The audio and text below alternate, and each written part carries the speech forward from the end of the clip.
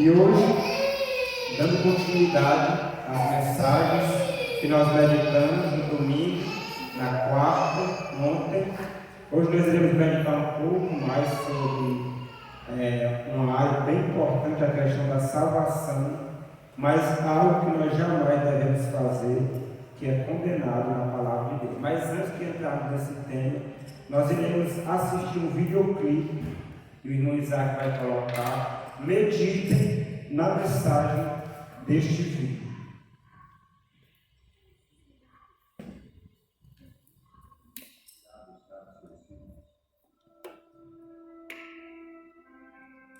Coloca do início. Completada esta obra, Jesus irá buscar os seus filhos. Jesus voltará, portanto, vigiem, porque não sabem o dia nem a hora. Vivemos numa época de incredulidade e descrença. Eis que ele vem com as nuvens e todo o olho verá. Pois não sabemos quando ele virá. Mas o que mais importa não é quando Jesus virá, mas como está a sua vida. Virei outra vez. Jesus voltará para buscar e salvar aqueles que nele creram. Ele prometeu. Nós, porém, segundo a sua promessa, esperamos novos céus e nova terra, nos quais habita a justiça. Use tudo no vosso coração. Credes em Deus, crede também.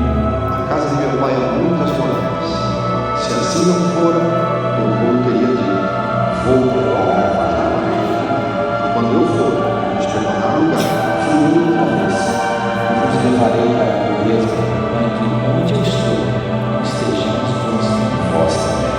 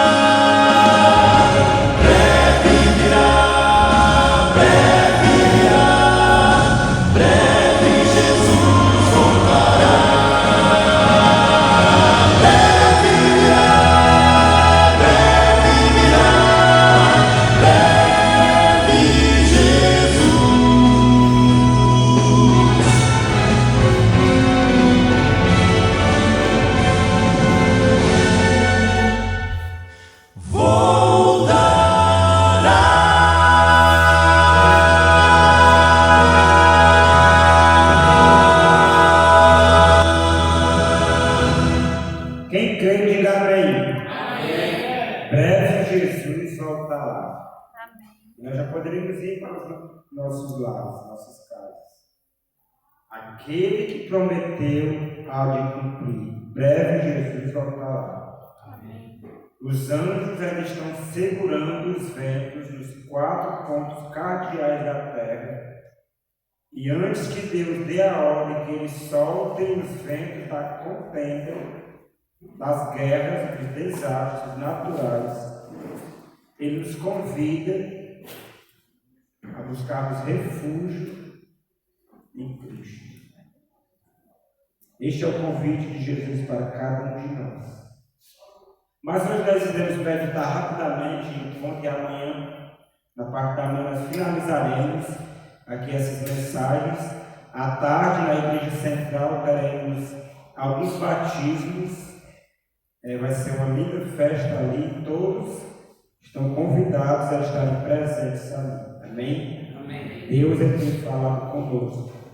E eu creio que todos nós estamos ouvindo a voz dele. O fato de estarmos aqui é a prova viva disso. Mas hoje nós vamos meditar em uma pergunta que foi feita a Cristo. Abra suas Bíblias no livro de Lucas, no capítulo 13. Uma pergunta que foi feita a Cristo sobre o tema da salvação.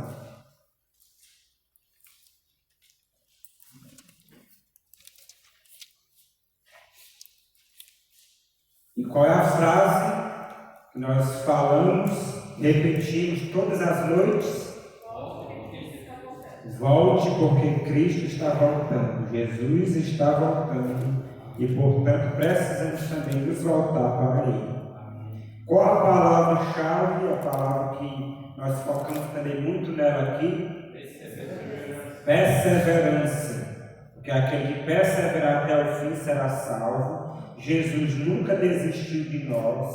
Ele foi até o fim, morreu na cruz do Calvário por nós, sofreu insultos, perseguições e injúrias por amor a cada um de nós. Iremos nós desistir dele?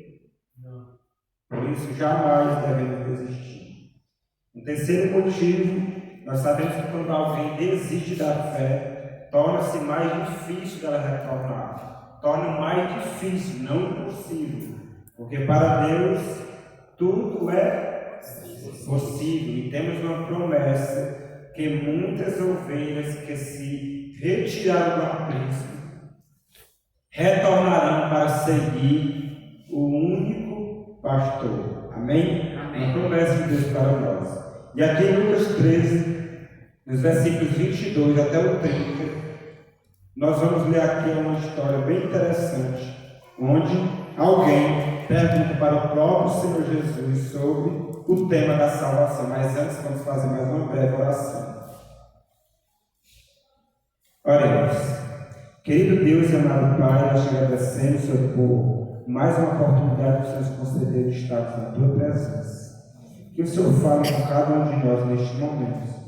Ajude-nos a entendermos de forma simples as palavras que foram ditas aqui pelo Senhor Jesus quando estava aqui na terra. Nós te oramos e suplicamos a presença do Teu Santo Espírito sobre cada família aqui representada, sobre cada casal, cada homem, cada mulher, cada criança, em nome de Jesus. Amém. Amém. A partir do versículo 22, Jesus passava por cidades e aldeias, ensinando e caminhando para Jerusalém. E alguém lhe perguntou, versículo 23, Senhor, são poucos os que são salvos? Olha só que pergunta interessante. E essa pergunta feita ao próprio autor da nossa salvação. Olha só a resposta de Jesus, versículo 24. Respondeu-lhes, esforçai-vos por entrar pela porta estreita, pois eu vos digo que muitos procurarão entrar nela, entrar e não poderão. Por que não poderão? Versículo 25. Quando o dono da casa se tiver levantado e fechado a porta, e vós do lado de fora começares a bater, dizendo, Senhor, abre-nos a porta. Ele vos responderá, não sei de onde sois. Versículo 26, ele continua, então direis, comíamos e bebíamos na tua presença e ensinavas em nossas ruas. Pessoas que fizeram parte da igreja de Jesus aqui na terra, estiveram com ele, cearam com ele, beberam com ele, partilharam com ele, mas ele vos dirá, versículo 27, não sei de onde sois vós, de onde vós sois, apartai-vos de mim vós, todos os que praticais iniquidades, ali haverá choro e ranger de dentes, quando vires no rei de Deus, Abraão, Isaque, Jacó e todos os profetas, mas vós lançados fora. E olha só que promessa maravilhosa de Jesus. Muitos virão do Oriente, do Ocidente. Nós somos de onde? Nós somos do Ocidente, do Norte e do Sul, e tomarão lugares à mesa no reino de Deus. Contudo, versículo 30, olha o que Jesus termina dizendo: há últimos que virão a ser primeiros, e primeiros que serão últimos. Eu não vou me deter muito aqui nos textos aqui livres, irmãos, mas eu quero focar aqui no versículo 30.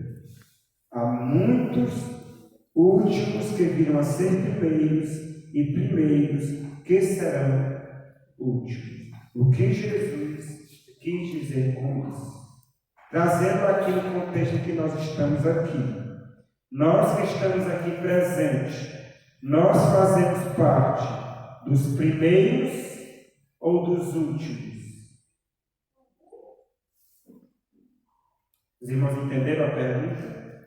Nós que estamos já na igreja, já somos batizados, já estamos ativos nos trabalhos da igreja, já pregamos, já desempenhamos alguma parte na obra de pregação do Evangelho, seja visitando, seja louvando, seja pregando, seja dando estudo, seja dando uma palavra de conforto, uma palavra de consolo, seja falando que Jesus ama as pessoas. Nós somos os primeiros ou os últimos no estado em que nós nos encontramos?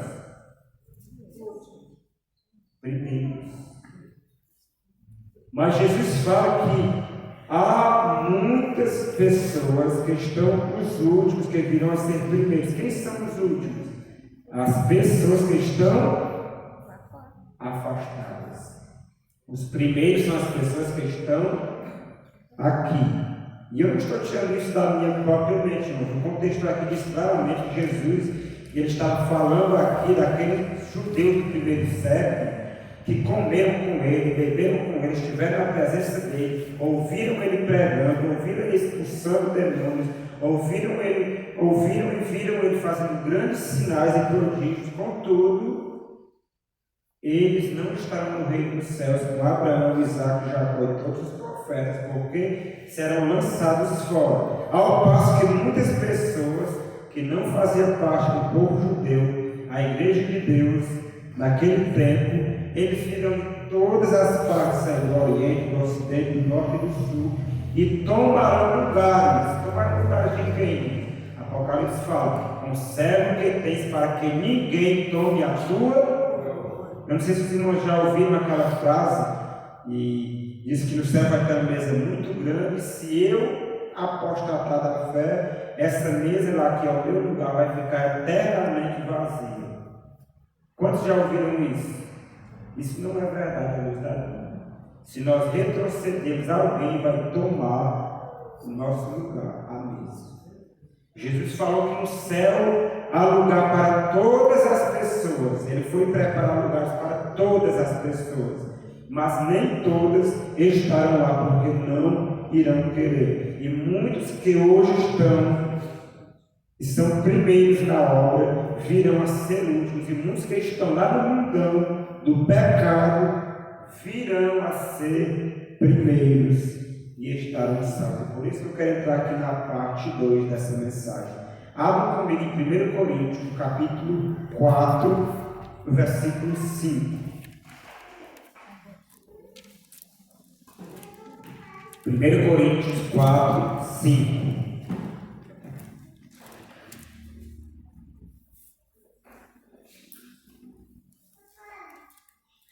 Todos os que estiveram aqui todas as noites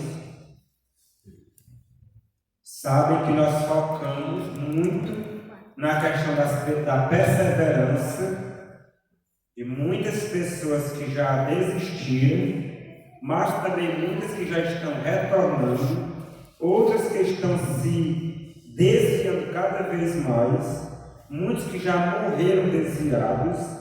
Nós meditamos sobre tudo isso, e daí entra a questão, eu convido os irmãos para lerem comigo 1 Coríntios capítulo 4, versículo 5, que diz assim. Todos encontraram? Amém. Portanto, nada julgueis antes do tempo. A Bíblia fala que não é para nós julgar o quê? Nada. A Bíblia condena o julgamento, irmão? Sim ou não? Condena. Nada julgueis antes do tempo. Aqui está claro. Até que venha o Senhor, o qual não somente trará a plena luz as coisas ocultas das trevas, mas também manifestará os desígnios dos corações, e então cada um receberá o seu louvor da parte de Deus. Quem escreveu isso aqui aos cristãos da igreja de Corinto? O apóstolo Paulo. Quando nós vamos para o capítulo 5, o capítulo 6, Paulo estava censurando os irmãos por questões que haviam entre eles, e ele falou: não existe nenhuma pessoa sábia entre vós para julgar entre a irmandade. Vocês não sabem que nós vamos julgar o mundo, nós vamos julgar os próprios anjos. Acaso não somos nós dignos de julgar as coisas desta vida? A Bíblia fala o quê? Nada julgueis. Mas o mesmo apóstolo Paulo, em 2 capítulos à frente do que nós lemos, ele fala que nós devemos julgar as coisas dessa vida e, inclusive, julgaremos os próprios anjos. Uma contradição aqui, irmãos. Lembra que Jesus também falou: não julgueis para que não sejais julgados, pois com a medida com que julgares, sereis julgados também. Da forma como nós medimos as pessoas, seremos medidos. Da forma como nós julgamos, seremos julgados. E daí, na nossa cultura, na nossa geração, essa frase ela é bem popular, mesmo entre pessoas que odeiam a palavra de Deus. Não julgueis.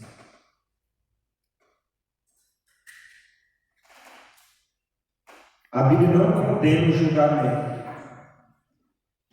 mas existe um tipo de julgamento. O próprio texto que nós vemos aqui está claro, o tipo de julgamento que é condenado pela palavra de Deus. Leiam novamente comigo o versículo 5 do capítulo 4.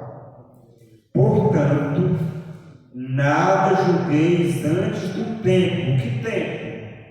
Até que venha o Senhor. Se Paulo falou que nós devemos julgar as coisas dessa vida, aqui ele fala que nada devemos julgar antes do tempo, até que venha o Senhor. Logo, Paulo não estava falando de qualquer julgamento. E ele continua dizendo: o qual não somente trará a plena luz do quê? As coisas ocultas das trevas, mas também manifestará os desígnios de quê? Dos corações, e então cada um receberá o seu louvor da parte de Deus. Esse texto está condenando que tipo de julgamento?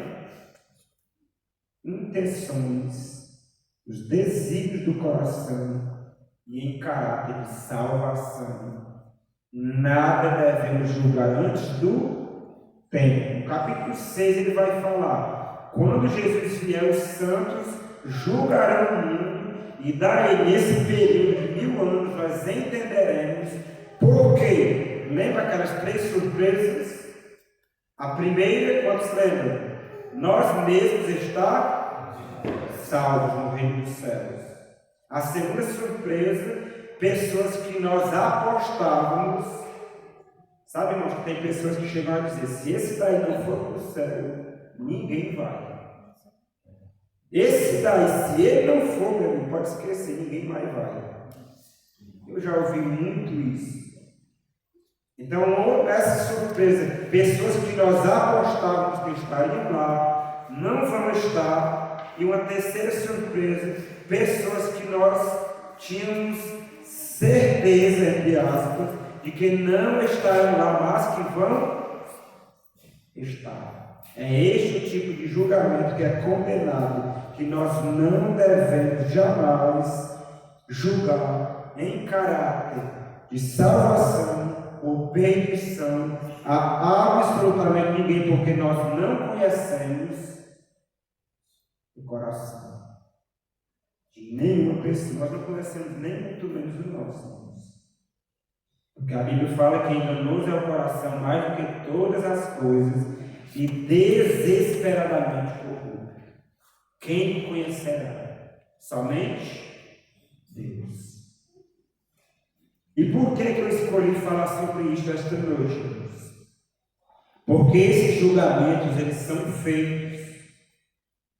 Lembra que Jesus falou, o mesmo Jesus que falou que nós não devemos julgar, foi o mesmo Jesus que falou, não julgueis segundo a aparência, mas julgai segundo a reta justiça. Logo, não é errado, à luz da Bíblia, julgarmos as coisas que estão claras, mas aquelas que não estão claras, nada julgueis. Eu estava conversando com uma pessoa, agora não vou dar nomes, não daqui, pedindo oração a uma mãe enlutada por 2 motivos. E quem aqui é mãe vai saber que são motivos terríveis.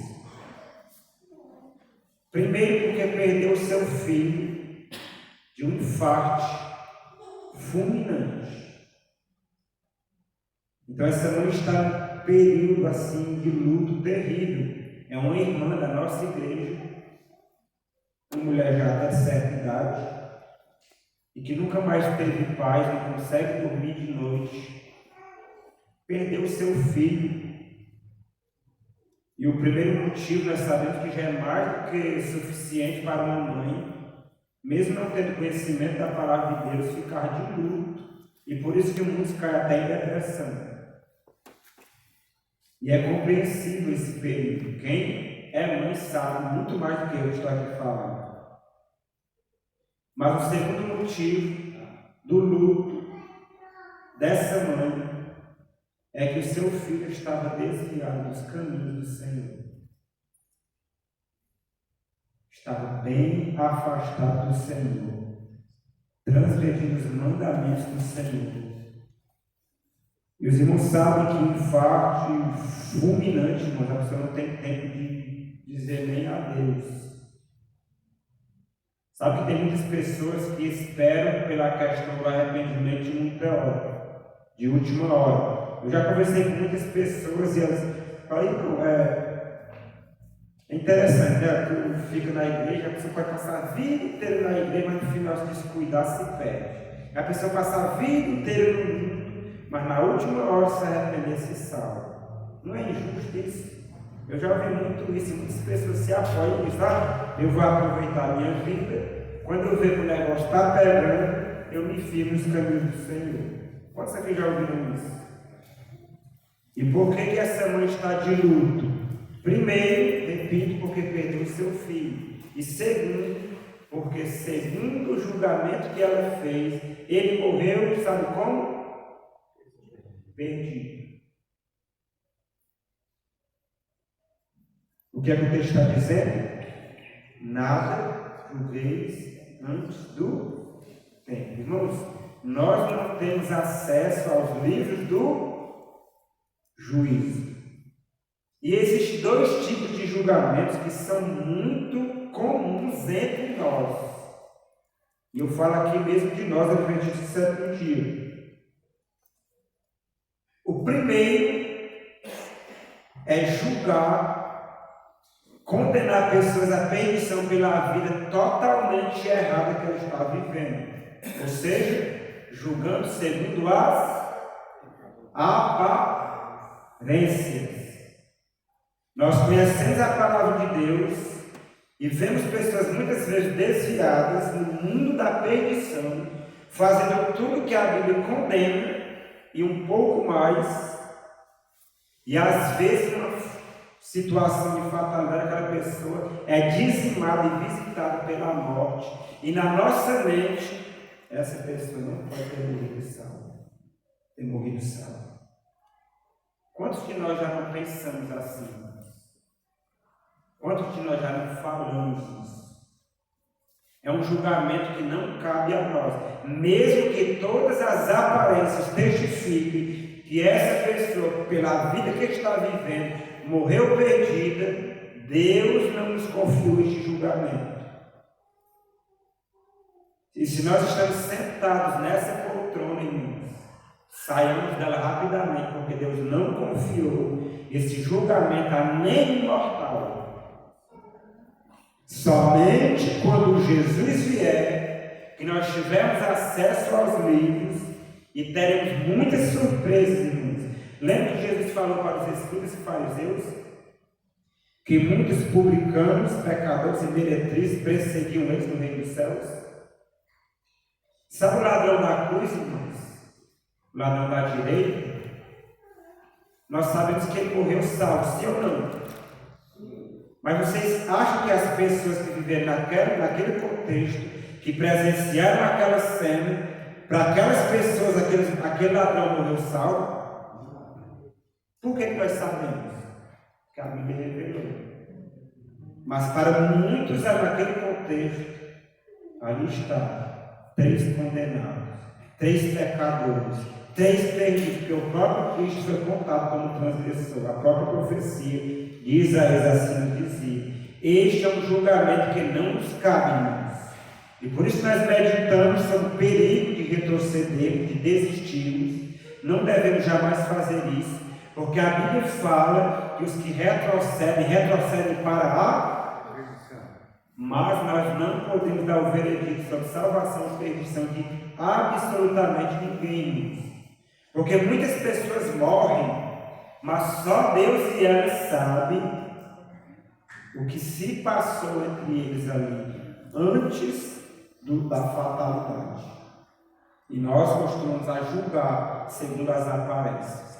Este é um julgamento condenado e muito repetido, creio que não só no nosso meio, mas em toda a cristandade. Ficou claro? Eu poderia falar vários exemplos aqui. Mas um outro julgamento, não diferente desse, é aquele outro julgamento que você olha para uma pessoa e diz: esse daqui está salvo. Esse daqui morreu salvo. Mas por que, irmão? Você acompanha o processo de julgamento nos livros celestiais? Você tem acesso ao juízo que está ocorrendo lá no céu? Quantos aqui tem? Eu não tenho. E por que nós julgamos? Segundo as aparências. Não, aquele irmão era um testemunho da igreja.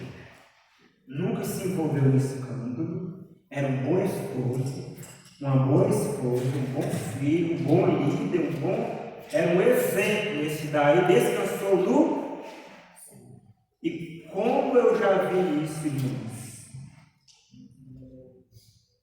em momentos ali delicados, quando estão velando, alguns desses, muitos, que acontecem sempre, quando a pessoa que está ali transmitindo a mensagem de consolo, de conforto aos familiares enlutados, essas pessoas, não raramente, mas em todos os momentos em que eu estive presente, nesses momentos tristes e delicados, e as pessoas dizem: no dia que Jesus voltar, nós temos certeza que o irmão fulano, a irmã fulana, ressuscitará, porque era um homem de Deus, era uma mulher de... Nós não podemos, irmãos, não temos essa liberdade, Deus não nos permitiu fazermos esse tipo de julgamento.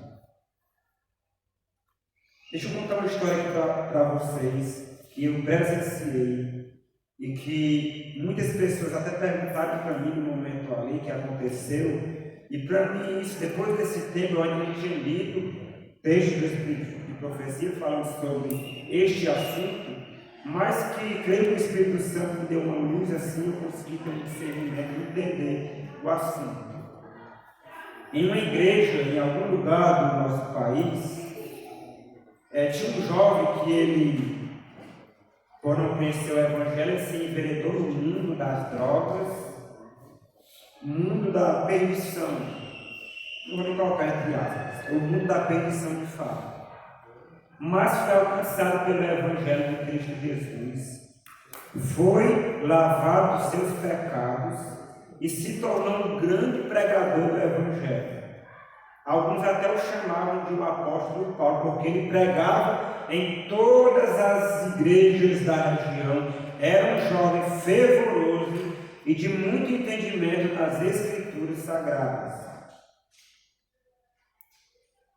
Dedicado, zeloso, ativo, que estava à frente de tudo, para onde chamasse ele ia, e tinha projetos até, ele com mais alguns ali, inclusive foi até solicitado certa vez, de fazer o trabalho que o próprio apóstolo Paulo fazia, de sair pregando em lugares onde não tinha presença adventista e plantar novas igrejas. E esse projeto era estudado, era conversado, e o zelo, o ânimo. Mas esse jovem, por algum momento, foi retrocedendo, se desviou novamente. Lembra que nós estudamos? O último estado torna pior do que o primeiro. Isso é a Bíblia que fala, não? O que está escrito, nós podemos aceitar para nós e nossos filhos. O que não está escrito, não está revelado, não entremos em detalhe com relação a isso, porque não nos foi revelado. Mas esse jovem, ele caiu. E infelizmente ele entrou mais fundo ainda no mundo das drogas. Eu vou tentar ser bem breve. E estava dando muito trabalho para a sua mãe, muita preocupação, muita dor de cabeça, não só para a sua mãe, mas para a igreja também. Todos gostavam dele, todos amavam ele, toda a região. Ele era muito conhecido, irmãos, muito amado, muito apreciado. Muitos tentaram ajudá-lo, mas ele se afundou e se afundou e se afundou. E ele se afundou de tal forma, irmãos, atentou contra a vida dele várias vezes, mas parece que Deus estava ali segurando, mantendo, mais um dia. Irmãos, eu estou resumindo a história muito profunda, e muitas coisas aconteceram, inclusive a relação dele com a própria igreja. Mas um dia, irmãos, num contexto específico, que eu não vou citar, de algo que aconteceu, bem sensível. Neste dia, por algum motivo, Deus permitiu. Ele já tinha tentado várias vezes, mas dessa vez, ele, na sala da casa dele, colocou uma corda no punho de uma rede. E parece que ele estava, não sei, mas sei que nesse dia, eles conseguiram tirar sua própria vida. E todos ficaram assim, tristes. Eu o conheci há pouco tempo, mas ele era uma pessoa bem extrovertida, bem aberta. Sabe aquelas pessoas que têm uma capacidade de onde chega e a luz, porque a forma dele se expressar, onde ele chega, não tem como ele não ser notado. Eu sei que reuniram ali muitas pessoas ali da região, foram para a cerimônia funeral dele, um momento muito triste. E a pessoa, eu não vou citar aqui quem que estava dirigindo ali, naqueles momentos ali,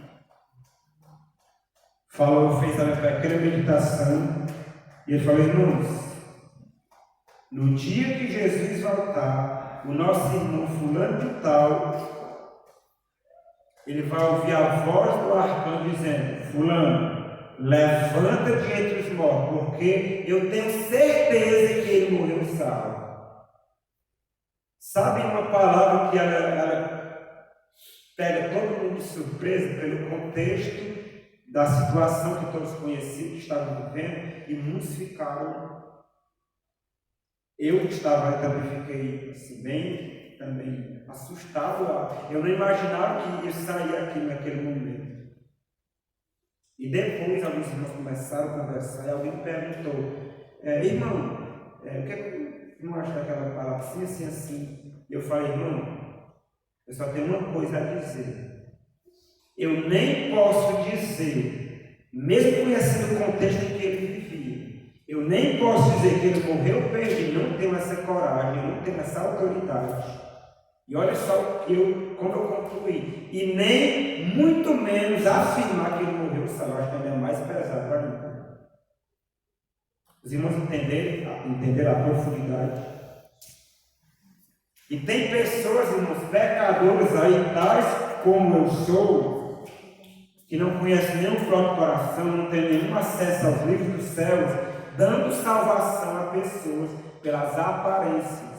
Mas nós não conhecemos o coração de ninguém. E a Bíblia fala: não julgueis antes do tempo, até que venha o Senhor. Os julgamentos aqui que é condenado é encarar de intenções, dos propósitos, dos corações do ser humano. Sabe que tem pessoas que a pessoa fala uma coisa, fica tentando imaginar o que é que ela está até pensando. A gente julga segundo nós faríamos. A pessoa age de uma forma, nós julgamos segundo nós faríamos se estivéssemos naquela situação. E em caráter de salvação ou perdição não devemos jamais, porque, repito, teremos muitas surpresas no céu. E não é à toa que a primeira e mais principal de todas é nós mesmos estarmos lá. E eu quero ler com os irmãos aqui alguns textos, mas primeiro eu quero fazer uma pergunta aos irmãos. A Bíblia fala, ela responde essas duas perguntas que eu vou fazer. Nós podemos afirmar: eu não tenho mais nenhum pecado, eu estou sem pecado, sim ou não, à luz da Bíblia? Não. Quem afirma isso é o quê? Um mentiroso, está escrito. É um mentiroso. Essa daqui ficou clara. Agora eu vou fazer uma outra pergunta. Nós podemos ter certeza da nossa salvação, sim ou não, à luz da Bíblia? Sim. Por quê? Essa pergunta, irmãos, interessante que eu já fiz essa pergunta muitas e muitas vezes em igrejas, com teólogos, com pessoas conhecedoras da Bíblia, muito mais do que eu nem conheço a Bíblia. Pessoas que estudaram, a resposta é exatamente essa. Mas à luz da Bíblia, não. Jamais poderemos ter certeza: eu estou salvo. Irmãos, a questão do pecado e da salvação é uma coisa só, quando nós estudamos a Bíblia. Lembra da promessa do anjo? Este Jesus, ele salvará o seu povo de quê? Dos pecados dele, não nos pecados dele. A salvação está intimamente associada à vitória que Cristo nos dá sobre os nossos pecados. Lembra que nós meditamos ontem o que é que acontece com uma pessoa que aceita a Cristo? A pessoa é mentirosa, ela deixa de ser. A pessoa é cheia de vícios, ela deixa de ter.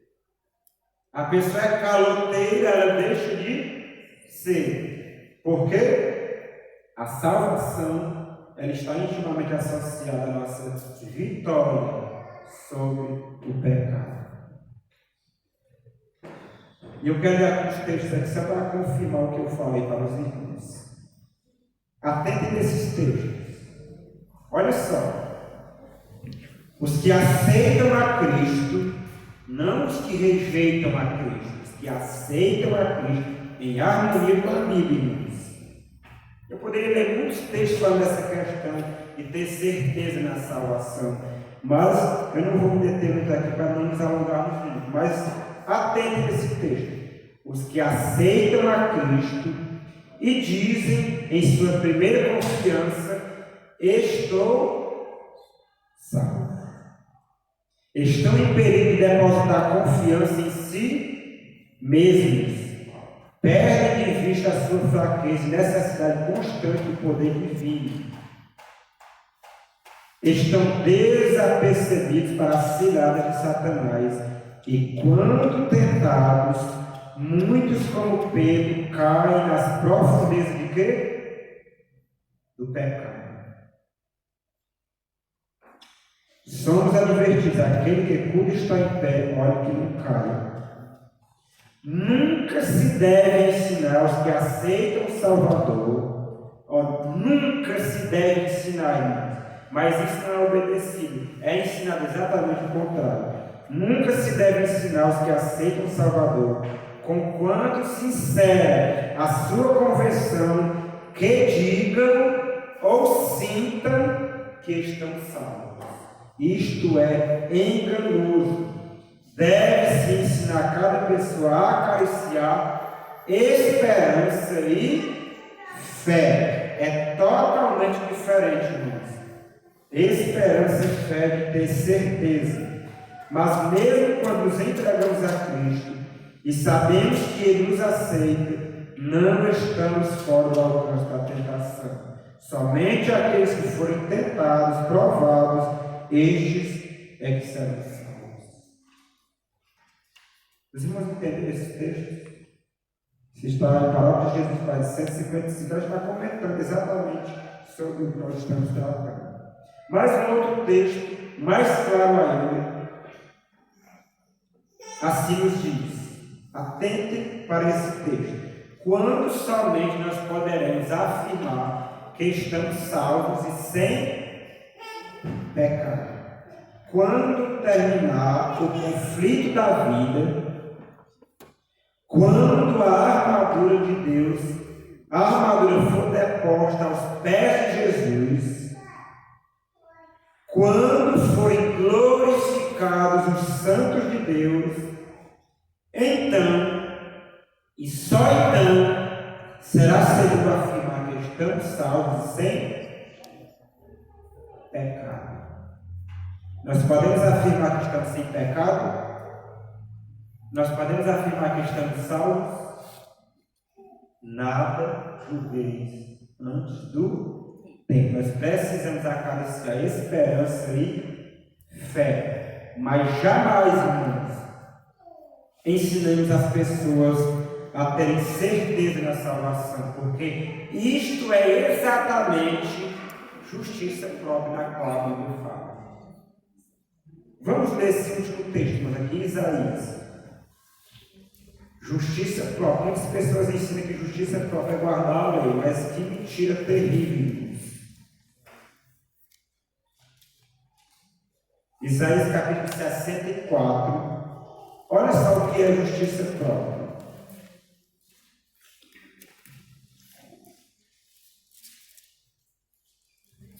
Irmãos, qual será a maior angústia dos 144 mil? Eles estarão como? Selados com o Espírito Santo, com o selo de Deus vivo, estarão revestidos do Espírito Santo na sua plenitude. A Bíblia fala que eles estarão irrepreensíveis diante do trono de Deus. Mas qual é a maior angústia deles? Quem aqui lembra?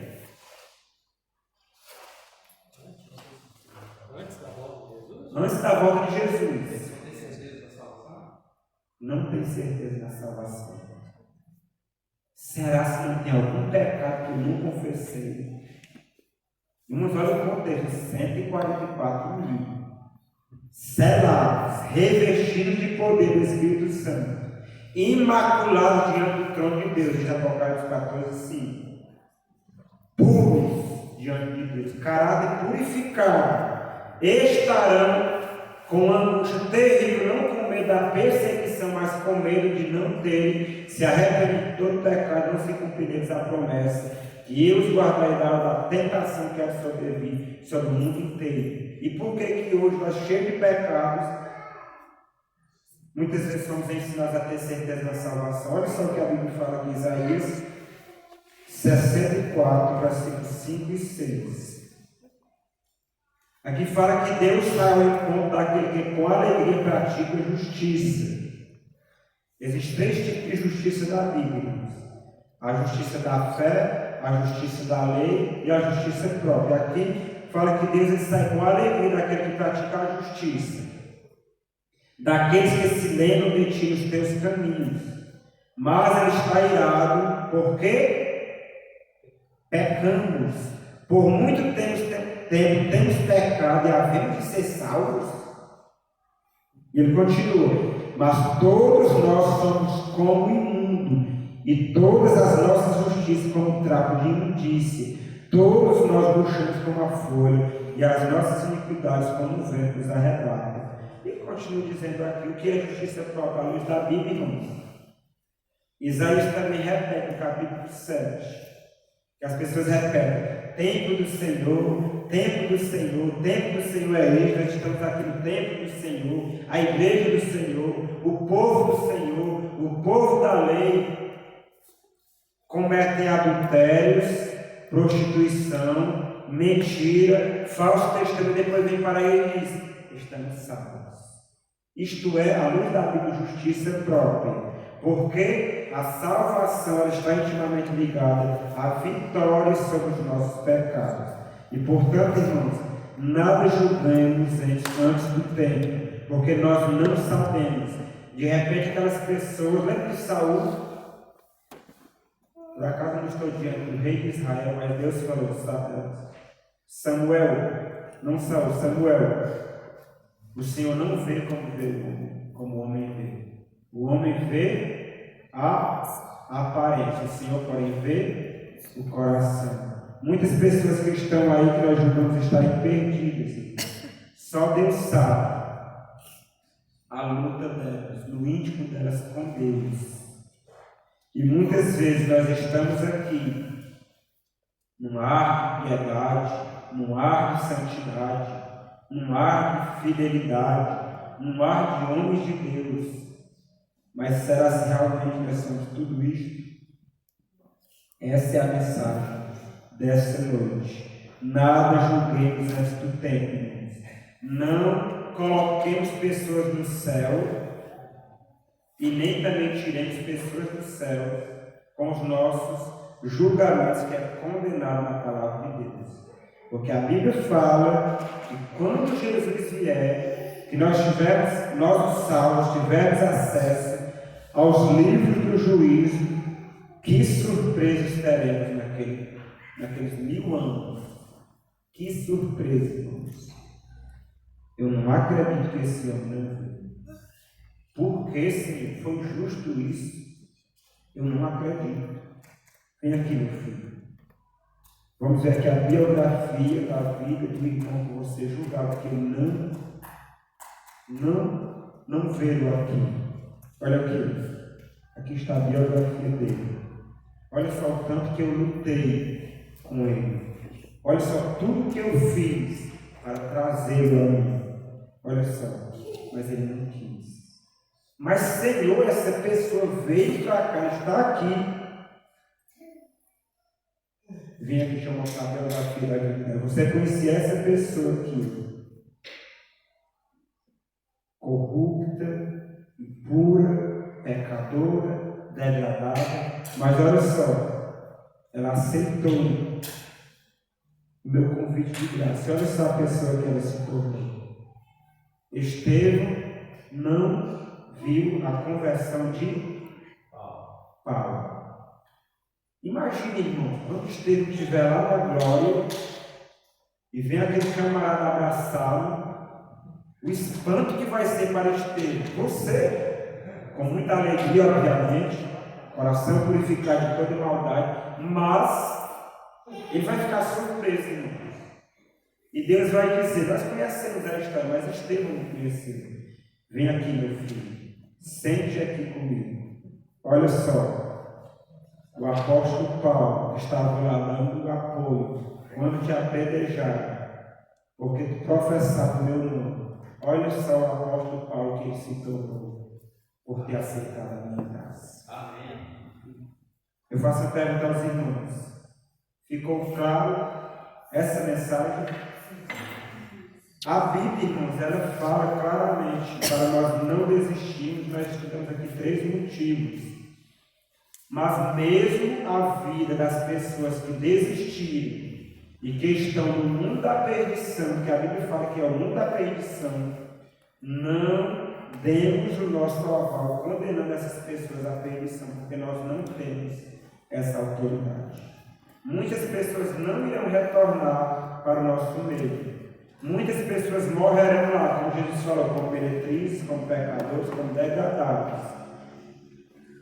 e pela graça inigualável, maravilhosa graça de Deus, elas serão alcançadas. E mesmo não tendo pensado em retornar, muitas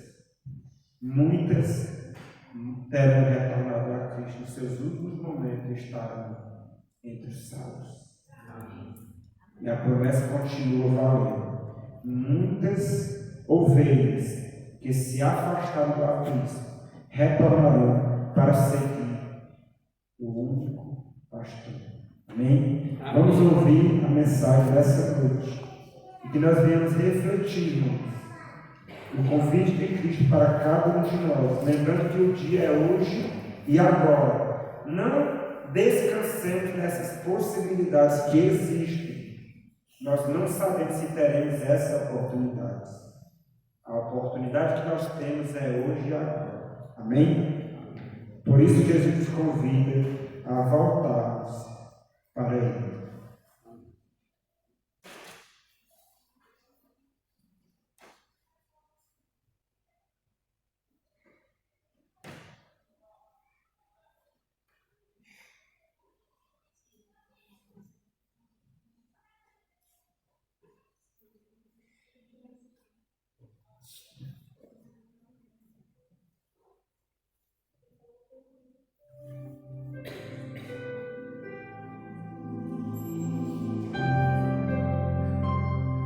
Talvez há muito tempo estamos sentindo essa vontade de voltar aos braços de Cristo. O Espírito Santo está nos convidando, não resistamos à doce voz de misericórdia que está falando a cada um de nós.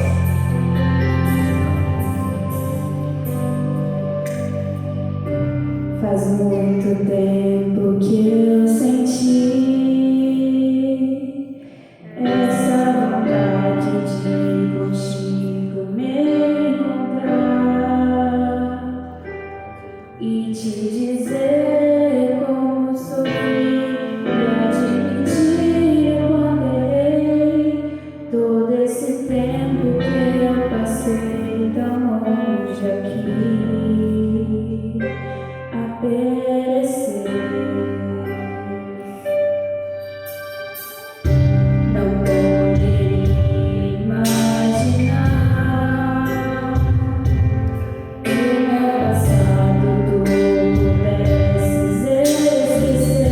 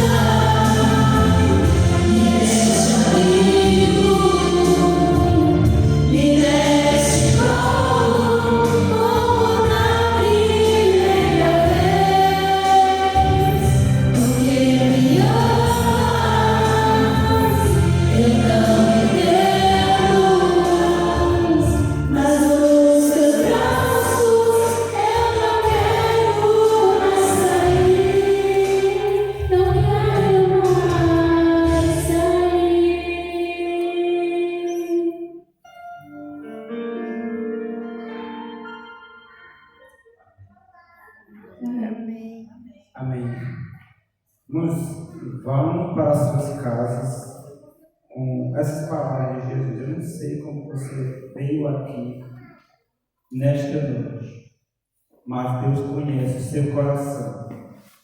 Ele sabe por que você está triste, os problemas que você está enfrentando no seu casamento, na sua família, os problemas financeiros, problemas de saúde, tem te abalado, tem te afligido, tantos outros problemas.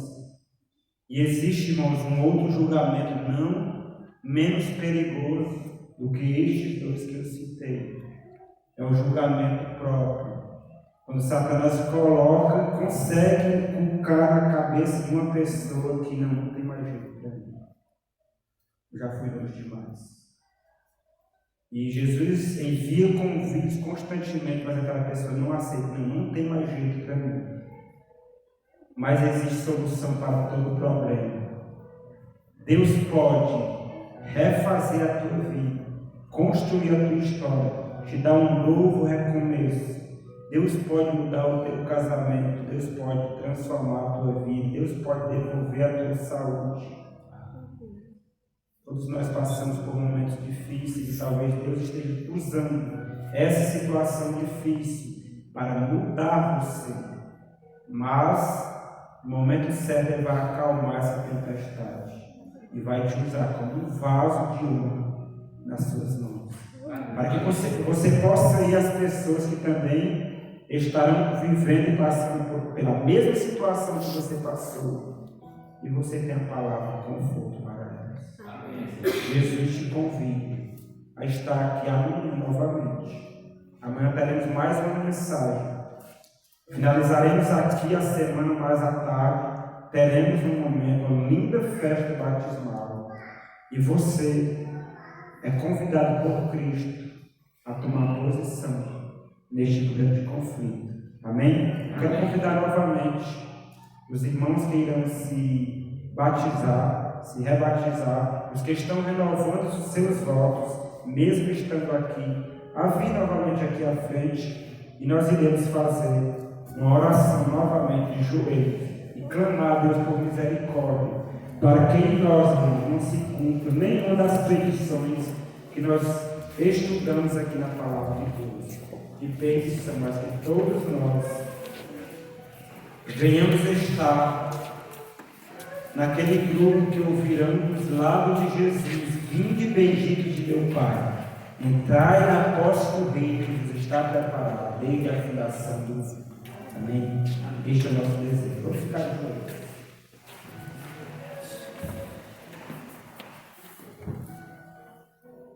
Querido Deus, nós te adoramos, Senhor, neste momento, reconhecendo, Senhor, que somos pecadores, e com esperança, Senhor, de que em Ti nós teremos a vida eterna. Na verdade, a promessa da vida eterna já é uma realidade na vida daqueles que permanecem em Ti, mas não devemos confiar em nós mesmos, separando-nos assim de Ti e assim correndo-nos em perdição. Ajuda-nos, Senhor, a nos mantermos ligados a Ti, porque enquanto estivermos ligados a Ti, há esperança, há certeza em Ti, somente em Ti.